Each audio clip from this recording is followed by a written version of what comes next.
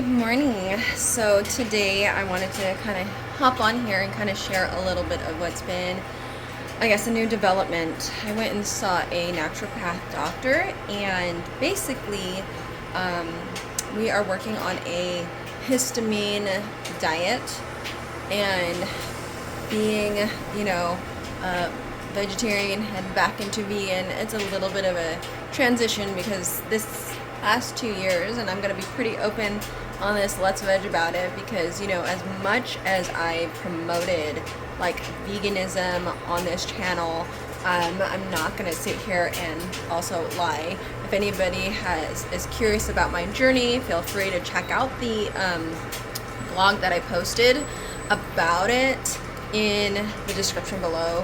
You can read that and kind of understand the struggle and the trials I kind of went through to acknowledge the things that were happening to my body, and it had nothing to do with my diet. Okay, you'll see exactly like what had happened, and I'm gonna be posting a little bit more of like the journey, and I'll be sharing on this channel about the histamine diet and how it's like changing, or if anything, if I noticed anything. So for the last like month, I've been on a brand new thing that I've been taking. I haven't noticed anything, but after talking to the naturopath, who is really well versed in the product that I was taking, she's made some changes and tweaked it. So I'm looking forward to seeing how my body is gonna react to this, because I'm telling you, it has been a journey on this health journey than I had ever anticipated it to be.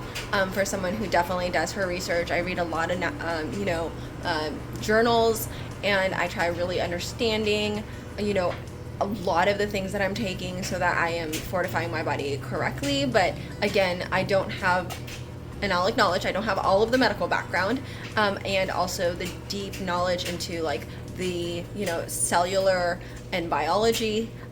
So obviously this is where you rub heads with people who know more than you, and you get to learn. And I think it's important that we do that, so that way we are enhancing our understanding of health a little bit better. And as a personal trainer, this is something that really hits home for me when I'm training other clients and understanding and seeing a lot of their own health issues. I can point them in the right direction to people, and or to supplements that might be helpful. I'm not sitting there telling them, oh, you should take this or anything like that, but I do recommend people do their research to make sure it's right for them. So with that said, on my first histamine diet, I am having obviously oatmeal. Now, I've had this all the time. I always eat oatmeal, but one of the big things that I'm learning about like high histamine, so I have a very overreactive body to things and to environment, and so I break out in rashes for things that most people don't break out in. And even as a child, when I would when I would go to school early in the morning and you would have like that morning chill, I always broke out in hives, and I never quite understood why, and I'd always have to go to the nurse's office to deal with the hives. And I remember the nurse was the first one who said, oh, I think you might be allergic to the cold. And I'd never heard of anybody allergic to the cold, but majority of the time when I would hit this type of cold, and I can't really explain it, it's like literally like the chill of the morning, that type of cold generally causes me to break out. I don't know what it is, that why my body reacts to it, but it definitely does, and I've had it for years. And then when I was in Korea, I would break out in rashes every single time I would finish showering. I'd like come out with rashes, and mainly I think it's because when I would scrub my skin, I forget the terminology, but basically for some people, they did a scratch test on me when I went to the allergist, and they were talking about like, okay, so if I scratch my body, it would break out into hives, which means I'm really high histamine. And so that's one of those things. But one of the big things, if you are planning on going on avoiding high histamine foods, here are some of the things that you definitely need to avoid, which is a shocker for me, especially for someone who really loves Asian food, and that is fermented food like kimchi. And also another thing to avoid is avocados. And I love avocados, which is crazy because I eat avocados like every single day, it feels like. And now I'm finding out maybe that's why, because I thought I was allergic to gluten, so I had taken out, I went on this whole gluten fast and did totally took out a lot of carbs out of my diet, because I mean, I do like some grains here and there, but majority of it was out. I did not quite understand that I could have been actually just inflamed by things that I was eating that were high histamine. So, lesson learned there. Another thing that you can't have, well, as a vegan anyway, it doesn't even make sense because we don't eat it. Oh, sorry, I just realized there wasn't a lot of water in my oatmeal here. It's bubbling. Okay. Let me get this going. But one of the big things that I needed to do was remove all of the things that are high histamine, and I didn't realize that some of the things that I was eating were high histamine foods, which explains why I didn't feel like I was getting any better when I was eating like pretty much whole foods. And another thing was spinach. Now, I eat spinach like all the time and I had no idea that that's considered a high histamine food. So I'm just going to share those few little things.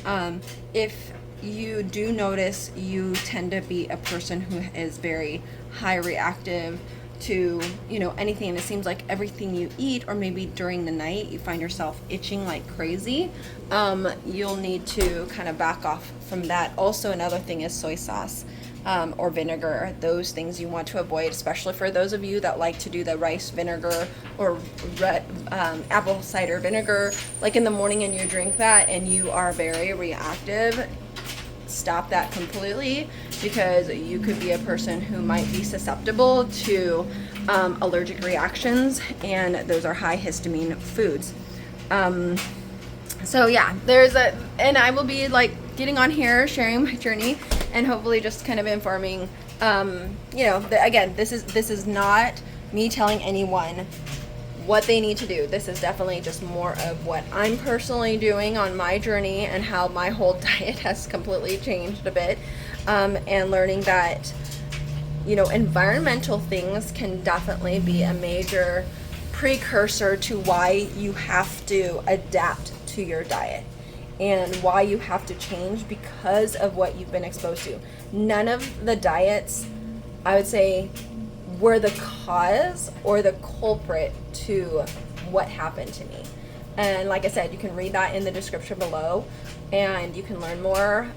But like I said, do your own research about your own health journey, because everybody's is different and everybody's reaction is going to be different. There are people who get exposed to things or have things done and they're like, oh, well, I'm perfectly fine. And I guess maybe your body's not strong enough. No, every single individual has different genetic markers that activate or get turned off or turned on due to their own lifestyle or to the certain exposures that they've had. And some triggers to certain procedures even can cause a huge ramification to how their body reacts.